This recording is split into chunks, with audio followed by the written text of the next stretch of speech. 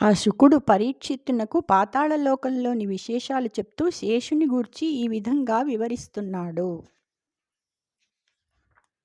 ఆ పాతాళలోకానికి అడుగున శేషుడు ఉంటాడు. అతడు 30,000 యోజనాల వెడల్పున తోక చుట్టుకుని ఉంటాడు. అతడే అనంతుడు. అతనినే సంకర్షణుడు అంటారు.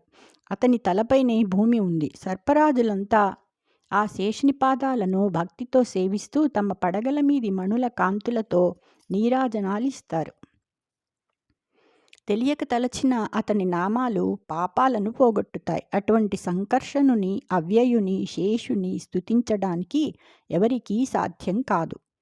ఆ శేషుని ఎవరైనా ఆకస్మికంగానైనా ఆర్తుడవుతూ అయినా స్మరించినంతనే పాపాలన్నీ పోయి సర్వశ్రేయస్సులు పొందుతారు.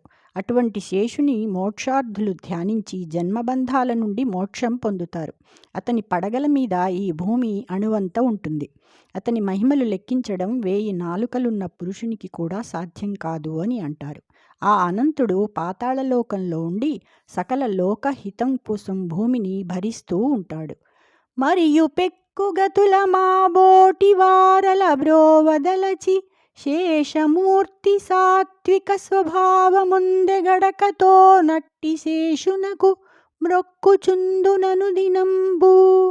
ఎన్నో విధాల మా వంటి వారిని రక్షించాలని శేషుడు ప్రయత్నించి సాత్విక స్వభావం పొందాడు. అటువంటి శేషునకు నేను ప్రతిదినము మొక్కుతాను. జై శ్రీకృష్ణ.